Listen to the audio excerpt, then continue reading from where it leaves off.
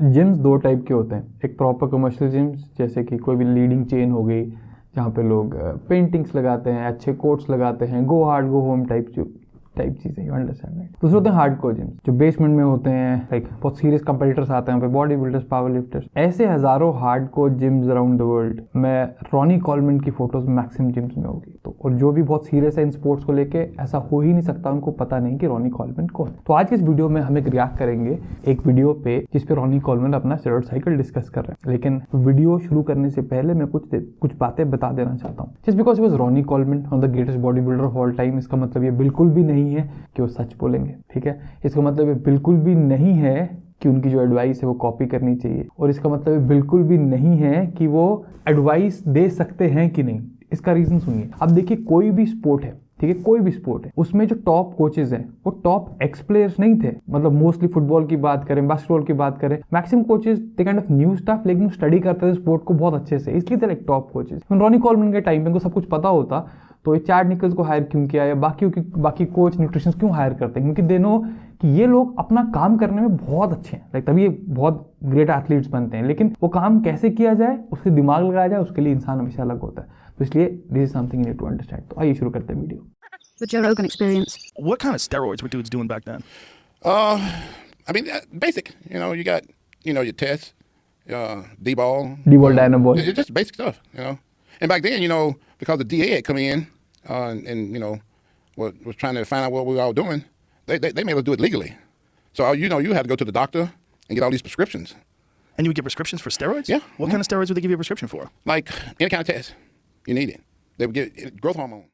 दो चीज़ें यहाँ पे। First DEA like drug enforcement agency, जिन्होंने नार्कोस देखा उनको पता होगा वहाँ पे DEA बहुत सारी थी। और दूसरी चीज़ ये कि बहुत सारी जो एनाबॉलिक स्टेरॉइड्स करंटली हैं, इनका जो ओरिजिनल यूज़ है वो मेडिकल कम्युनिटी में, मेडिसिनल कम्युनिटी में, जैसे जो मसल वेस्टिंग डिजीज़ होते हैं, HIV हो गया, इस टाइप की बाकी डिजीज़ होगी, ये वहाँ पे दी जाती हैं। तो जो मेडिकल ड्रग्स हैं, जो मेडिकल जिनमें यूज़ है, मतलब जो प्रॉपर बड़ी बड़ी कंपनीज बनाती हैं, उनकी तो आपको प्रिस्क्रिप्शन मिल जाती है। लेकिन ड्रग्स लाइक ट्रेन, हेलोटेस्टिन, पेप्टाइड्स, इनकी प्रिस्क्रिप्शन कभी नहीं मिलेगी, क्योंकि कोई बड़ी कंपनी इनको बनाती नहीं है, क्योंकि ये किसी मेडिसिनल यूज़ के लिए अप्रूव्ड ही नहीं है। तो this is something to understand. Prescription, because once the DEA came in, they was like, what are y'all doing? What are y'all taking? But when you think, like, the DEA, shouldn't you be out there catching people selling meth? Yeah. Why are you going after bodybuilders who are also cops? That seems Because ridiculous. they had kids out there that were taking it and committing suicide. Oh. See, I didn't know what that was. Okay, अब ये चीज़ बड़ी important है, और ये main reason था इस video बनाने का।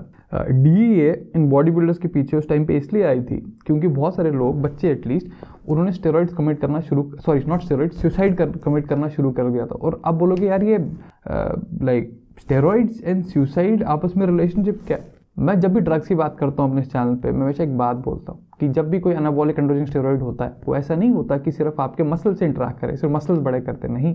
होता क्या है कि जो, जैसे अगर आप देखो किसी भी कोई लोग जब स्टेरॉइड लेना शुरू करते हैं, तो जो शोल्डर का एरिया है, जो ट्रैप्स का एरिया, वो एकदम ब्रॉड हो जाता है। और एज अ नेचुरल ये एरिया ब्रॉड करना ज़्यादा मुश्किल होता है as compare to somebody's enhance. उसका रीज़न पता क्या? क्योंकि जो एनाबॉलिक स्टेरॉइड्स हैं वो रिसेप्टर्स पे बैठते हैं, और यहाँ पे जो एरियाज होते हैं रिसेप्टर साइट्स बहुत सारी होती हैं। तो इसलिए सबसे पहला एरिया जो ये वाला पार्ट होता है, ये एकदम ब्रॉड हो जाता है। तो किसी को अगर पता करना हो कि समबडी ऑन स्टफ और नॉट, ये एक पार्ट देखने वाला होता है कि रातों रात उनका एरिया बहुत ब्रॉड हो गया, बहुत बड़े शोल्डर्स बन गए, तो दैट इज वन पार्ट। तो लेकिन रिसेप्टर साइट सिर्फ मसल्स पे नहीं होती, आपके हार्ट पे, आपके गट में, दिमाग में, और दिमाग वाला पार्ट बड़ा इंपॉर्टेंट है। जब आप स्टेरॉइड साइकिल लेंगे ना, mostly you will feel very ecstatic, very happy, very upbeat about life, क्योंकि जो हार्मोन्स हैं वो बॉडी के हर एक जो इंपॉर्टेंट फंक्शन से इंटरेक्ट करते हैं। हम कैसा फील करते हैं वो एक्चुअली हार्मोन्स ही हमें बताएंगे कैसा करना है। लेकिन 3 महीने तक तो आप बहुत अच्छा फील करने लग गए, बहुत बढ़िया मजा है, और आपको उस हाई की आदत हो गई। अब लेट्स से वो हाई ये है, क्योंकि वो आर्टिफिशियल दिया हुआ है। अब 3 महीने बाद आप यहाँ आ जाएंगे, यू विल फील टेरिबल, आपको बहुत अजीब लगेगा, and then you want to get back on again. तो ऐसे ही पूरा कोई भी एडिक्शन इसी तरीके से काम करती है, और इसके बाद एक बहुत ज़बरदस्त डिप्रेशन फेज आता है। तो इसलिए what I want to tell you guys is, पहले अगर if you like under 21, 22, 23, don't bother taking it, क्योंकि you don't have the maturity yet, मतलब टू टेक इट। तो उसके बाद अगर आप ले रहे हैं इसको, तो you should have the maturity to understand कि साइकिल खत्म होने के बाद एक डिप्रेशन वाला फेज बिल्कुल आएगा। अगर आपको पहले से डिप्रेशन है, सुसाइडल टेंडेंसीज है, आई वुड हाईली एडवाइज कि डोंट डैबल इनटू स्टेरॉइड्स, क्योंकि ये क्या करेंगे, आपकी उन टेंडेंसीज को और एक्सेंचुएट कर देंगे। तो ऐसा होगा कि साइकिल ख़त्म करने के बाद वो टेंडेंसीज बहुत ज़्यादा हो जाएंगी। तो कोई भी दिमाग के इश्यूज़ हैं वो स्टेरॉइड्स के बाद और ज़्यादा हो जाते हैं। तो we have to understand that part. When I was a kid. They were committing suicide because they were getting depressed from the steroids or coming off of it. Coming off of it. Yeah. So they trying to figure out, what y'all doing? We got to get y'all off this stuff. And so that's when you got a doctor that was willing to prescribe everything. So this was while you were doing Mr. Olympia? Yeah. So all that stuff was above board. It was all legal. Yeah, everything was legal back then. And what is that the case now? You know what? That was just when the heat was on. I don't know. I don't think they got heat on guys down like that now. So the DEA would come to you and you would just say, "Hey, here's my prescriptions." Yeah, And they would go, "All right." Yeah. One time if you didn't have a prescription, they took your stuff.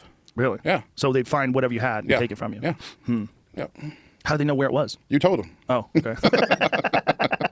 Because otherwise they put you in jail. Yeah, and then search your house, get a search warrant. So he's like, well, I got this and this and that. Well, I'd imagine you would have to take something to be as big as you were when you were at your Oh, yeah, your for peak. sure. It's Yeah, not sure. really possible to be that big without it. Without it, no. You can't get that big. Another thing you got to have, too, is genetics. Yes. Look at the baseball players that have taken stuff, and look at us. Yeah. They can't get that big. They're not gifted for it. Well, they didn't try either, right? They weren't trying to get that big. अब this is also something very important. वो क्या है, that is genetic response to drugs. एक narrative है body building industry में कि जितना higher level है उतना ज़्यादा अमाउंट ऑफ ड्रग्स है। इमेजिन अभी आप एक एमेच्योर रैंक्स पे हैं, जैसे अभी हमारे कुछ शोज़ होते हैं, एमेच्योर शोज़ होते हैं, वहाँ पे मैं देखता हूँ लोग इतनी सारी ड्रग्स लेते हैं, लेकिन if you actually wish to compete at like a really good level, तो अगर आप बेस लेवल पे इतनी ड्रग्स लेना शुरू कर दोगे तो थोड़े ऊपर लेवल पे तो अपने आप को मार ही दोगे आप। तो इसलिए what is very important to understand this, there is something called response to drugs. तो अगर आप हाइपर रिस्पॉन्डर नहीं है ड्रग्स के, मतलब थोड़े से डोसेज से आपको बहुत फर्क नहीं पड़ता, तो this sport is not for you, क्योंकि otherwise you will end up killing yourself in the process. कोई दूसरी स्पोर्ट होती है, let's talk about cricket, let's talk about shot put, athletics, वहाँ पे 2 वेरिएबल्स हैं टिंकर करने के लिए, training and diet and maybe recovery, अगर इसको बात करें तो। यहाँ पे थर्ड पार्ट आता है ड्रग्स, और ड्रग्स में क्या है, लेवल अप करने के लिए मिलीग्राम्स बढ़ते जाएंगे। तो this is something you to understand कि if you don't react well to drugs, तो don't even compete professionally. Maybe 1 or 2 shows are still fine, लेकिन ऐसे मत बोलिए कि मुझे मिस्टर ओलंपिया बनना ही बनना है। That will be a stupid decision. Guys like Canseco, he got pretty fucking big. They couldn't get that big if they wanted to. Really? So it's a small percentage of the population that They could get that big. Yeah, exactly. Yeah. And probably like 1% that could get as big as I got. And I was the only guy. Nobody duplicated that since. And you be in that condition. Right. And be healthy. Right. I don't have any health problem besides the back. The injuries. The injuries, yeah. My liver, my अब ये एक और चीज़ है about the health conditions. जब हम genetics की बात करते हैं, हमने अभी बात की कि it's about how big you can get from the drugs part, that is one part. दूसरा पार्ट पता क्या, दूसरा पार्ट ये है कि what about your organ health, कि क्या आपके ऑर्गन्स जब हम एक्सटर्नल हार्मोन्स डालते हैं बॉडी में, can they sustain it, are they okay with it, या अगर उनको डिस्कम्फर्ट होता है तो कितने लेवल का होता है। आपके लीवर वेरिएबल्स ऊपर नीचे होते हैं तो कितने होते हैं, लिवर प्रोफाइल थोड़ी स्क्रू अप होती है कितनी होती है। अगर ड्रग्स डालते ही आपका ब्लड प्रेशर बहुत ऊपर हो जाता है, बाकी चीज़ें बहुत हो जाता है, तो अगेन दिस इज इंडिकेशन कि जो आपके ऑर्गन जेनेटिक्स हैं they not like let's say optimal for pursuing body building in a comparative way. कुछ टाइम पहले मैं एक पॉडकास्ट देख रहा था जिसमें चैड निकल्स जो कि बिग रामी के कोच हैं, वो डेनिस जेम्स जो उनके कोच हैं, दूसरे कोच हैं, न्यूट्रिशन कोच हैं, उनसे बात कर रहे थे, और वो बात कर रहे थे ऐसे कि चैड निकल्स बता रहे थे बिग रामी एट इस करंट साइज उनको ब्लड प्रेशर मेडिकेशन की जरूरत नहीं पड़ती। मैं एक ट्रिविया इस पे देता हूँ, बहुत सारे मैं देखता हूँ लोग साइकिल चलाते हैं और अपना ब्लड प्रेशर जो है मॉनिटर नहीं करते। You need to monitor your blood pressure daily अगर आप अपना साइकिल कोई भी ले रहे हैं, ठीक है जी, क्योंकि अगर ब्लड प्रेशर मॉनिटर नहीं करेंगे ना, blood pressure is silent killer. I know a lot of मेरे क्लाइंट्स जो जब मेरे पास आते हैं after done with the cycles and everything, brain stroke हुआ था, और वो क्यों हुआ था, क्योंकि ब्लड प्रेशर बहुत ज़्यादा था। नोबडी टेल्स इट कि ठीक है अब कोई बात नहीं, काम नींबू पानी पी लेना, ऐसे कर नहीं। अगर आप हार्मोन्स डाल रहे हैं, unit pharmaceutical support, unit somebody एक कार्डियोलॉजिस्ट हैं जो आपका हार्ट मॉनिटर करें या एटलीस्ट ब्लड प्रेशर मेडिकेशन दे सकें, तो रेगुलर ब्लड प्रेशर मॉनिटरिंग बहुत बहुत ज़रूरी है। My heart is all good. Did you, while you were doing things, did you get frequent blood tests? And Every 3 to 4 months. the doctor would go over everything and make sure everything was fine. Everything's always good. That seems.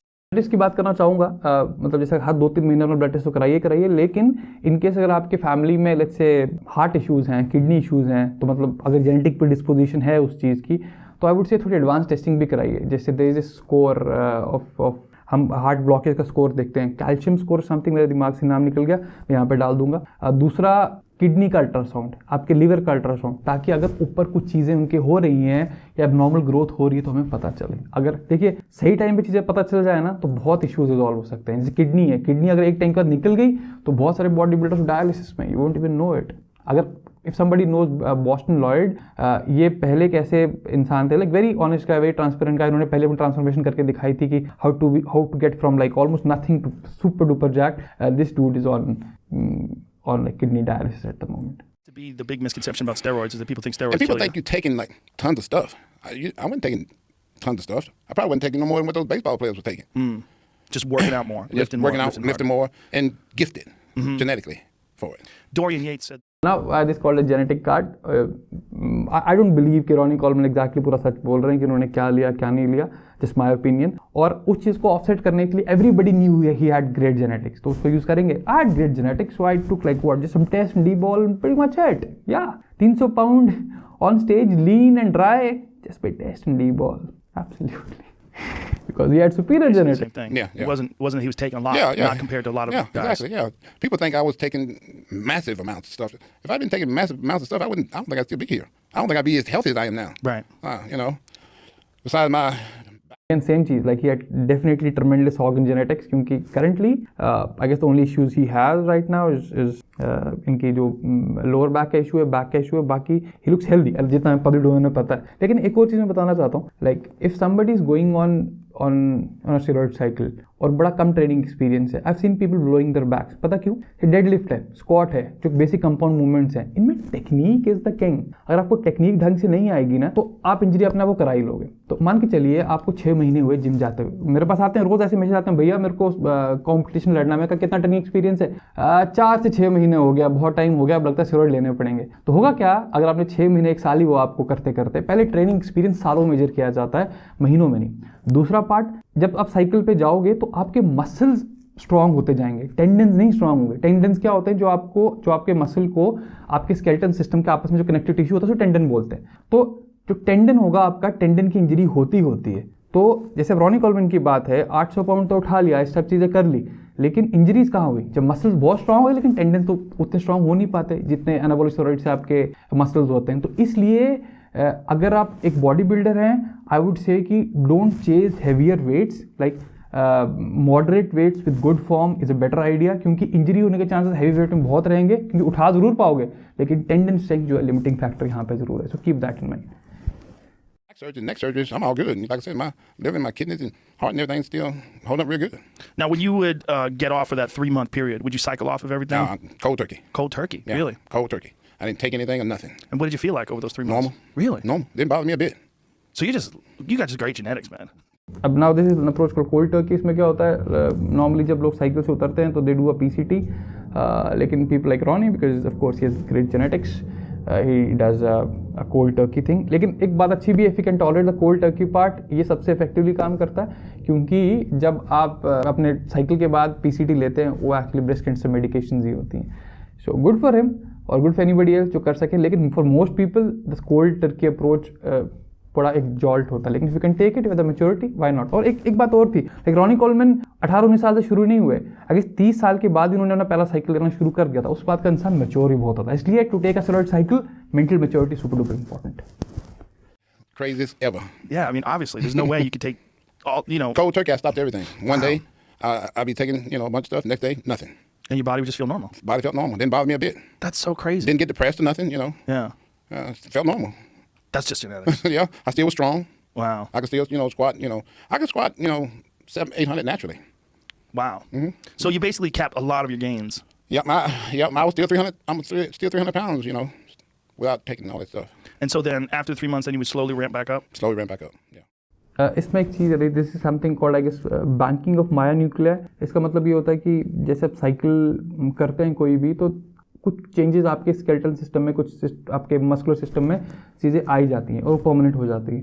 तो let's say आपने 15-20 cycle लिए, उसके बाद you natural for 4 months, और आप कह रहे हो कि let's say I am lifting this much weight, मैं इतना मस्कुलर हूँ, आई एम ऑल नेचुरल। गलत है। आप जो करंट हैं वो आपके पास साइकिल का कुछ ना कुछ एट्रीब्यूट वहाँ पे ज़रूर पार्ट प्ले करता है। तो ऐसा नहीं कि लाइक वो कंप्लीटली नेचुरल 10 साइकिल लेने के बाद नहीं, that status is change forever now. And all this under doctor supervision? All this under doctor supervision. Yeah, and all the while I'm getting my blood work done every 3 to 4 months.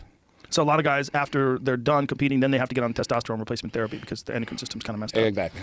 Did you have to do that as well? Yeah. Yeah. It seems like that. Okay, so important thing is अगर आप एक cycle पे जाते हैं, you've been on a lot of cycles, very important कि I mean it's very difficult उसके बाद कि जो आपका पहला टेस्टोस्टेरोन लेवल था आप वापस रिकवर कर जाएंगे, मुश्किल होता है, मैक्सिमम लोगों के केसेस में वापस आता ही नहीं है. तो देन अगर आपकी बॉडी को इतने लेवल्स की आदत है तो जो ये लेवल्स होंगे that will not make you feel very good. तो उस केस में testosterone replacement therapy is a viable alternative. इसमें क्या होता है कि यू इंजेक्ट अपनी बॉडी में टेस्टोस्टेरोन जितना बॉडी नेचुरली प्रोड्यूस कर सकती है. तो good see an endocrinologist somebody जो आपको गाइड कर सके कैसे करें, क्योंकि ये चीज़ फिर एक दिन के लिए नहीं, ये लाइफ टाइम कमिटमेंट है और we still don't know long term effects क्या हैं इसके. लेकिन अभी ये काफ़ी पॉपुलर होता जा रहा है, खासकर एंटी एजिंग क्लिनिक्स यूएस में होते हैं, वो खूब इसको रिकमेंड कर रहे हैं. TRT, HGH and all that good stuff, if you know what I mean. That's just a part of the sport, right? Yeah, it is. Yeah, it is. Yeah. It's interesting though because like for the longest time these guys were doing these ads in magazines and they were attributing everything to some supplement that they were selling or some creatine or some this. I mean all that stuff does something. It helps you out a little bit. But it's not going to get you. It's not going to get you 330 pounds with 3% body fat. No. No, it's definitely not going to do that. Was that something that you were allowed to talk about while you were competing? Yeah, I mean. Did it come up? Yeah.